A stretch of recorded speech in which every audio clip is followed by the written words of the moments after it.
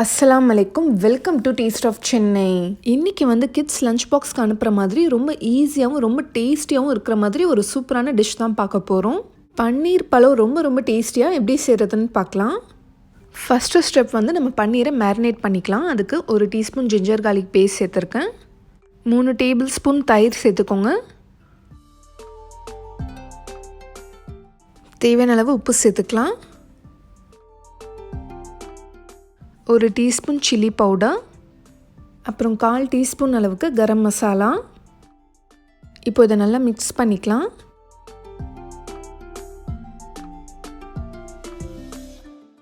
பன்னீர் உங்களுக்கு தேவையான அளவு நீங்கள் சேர்த்துக்கோங்க. இப்போ இதை நல்லா மிக்ஸ் பண்ணி விட்டுட்டு ஒரு 1 ஹவருக்கு மேரினேட் பண்ணிக்கலாம்.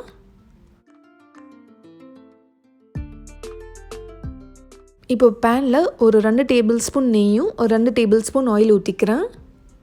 எண்ணெய் நல்லா சூடானதுக்கப்புறமா ஒரே ஒரு பட்டை, ஒரு பே லீஃப், 3 ஏலக்காய், 3 கிராம்பு, ஒரே ஒரு ஸ்டார் அனீஸ் சேர்த்துக்கிறேன்.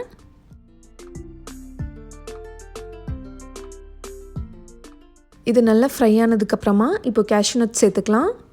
உங்களுக்கு தேவையான அளவு நீங்கள் சேர்த்துக்கோங்க. இது நல்லா கோல்டன் ப்ரௌன் ஆகிற வரைக்கும் நல்லா ஃப்ரை பண்ணிக்கலாம். கார்னிஷிங்காக கொஞ்சம் எடுத்து வச்சுக்கலாம். 2 மீடியம் சைஸ் வெங்காயம் கட் பண்ணி சேர்த்துக்கிறேன். இப்போ இதை கொஞ்ச நேரத்துக்கு நல்லா வதக்கிக்கோங்க.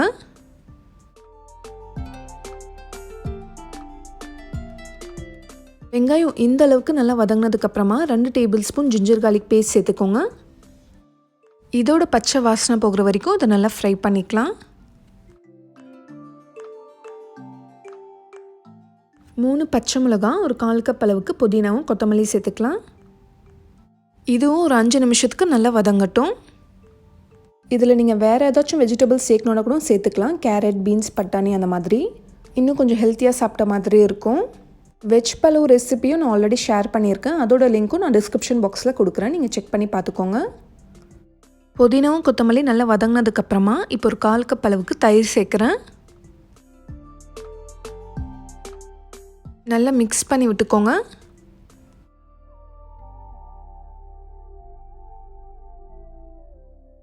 இப்போ ரைஸ்க்கு தேவையான அளவு உப்பு சேர்த்துக்கலாம்.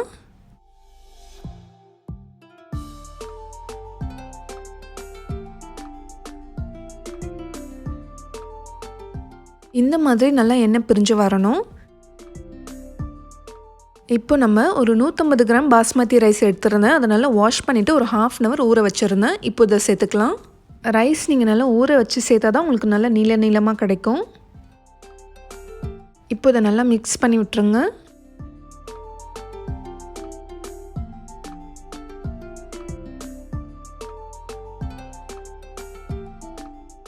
இப்போ நான் தண்ணிக்கு பதிலாக தேங்காய் பால் சேர்க்குறேன். தேங்காய் பால் சேர்த்தா ரொம்ப டேஸ்டியாக இருக்கும். உங்களுக்கு வேணான்னா நீங்கள் தண்ணி கூட சேர்த்துக்கலாம். 1 கப் ரைஸ்க்கு 2 கப் தேங்காய் பால் சேர்க்குறேன். இது நல்லா மிக்ஸ் பண்ணி விட்டுட்டு உப்புலாம் கரெக்டாக இருக்கான்னு செக் பண்ணிக்கோங்க.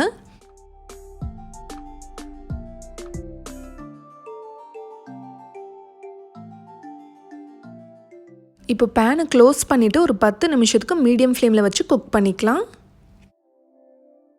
இப்போது இந்த டைமில் நம்ம பன்னீரை ஃப்ரை பண்ணிக்க போகிறோம். இப்போ பேனில் ஒரே ஒரு டேபிள் ஸ்பூன் ஆயில் ஊற்றிக்கோங்க. இப்போ நம்ம மேரினேட் பண்ணி வச்சுருக்க பன்னீரை போட்டுக்கலாம்.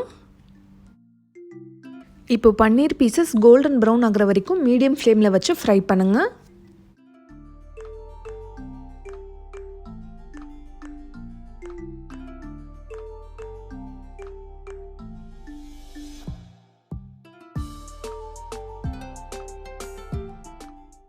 இன்னும் கொஞ்சம் லைட்டாக கோல்டன் ப்ரௌன் வரட்டும். அது வரைக்கும் ஃப்ரை பண்ணிக்கலாம்.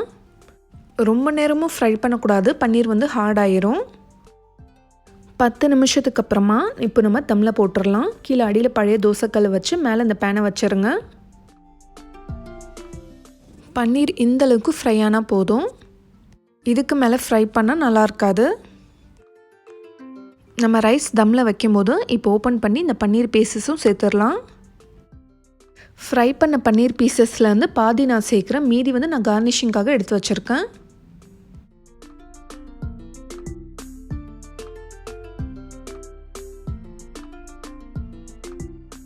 ஃப்ரை பண்ண கேஷ்யூ நட்ஸும் சேர்த்துக்கலாம். இப்போ இதை லைட்டாக மிக்ஸ் பண்ணி விட்டுட்டு க்ளோஸ் பண்ணிடுங்க. ஒரு 10 நிமிஷம் லோ ஃப்ளேமில் தம்மில் இருக்கட்டும்.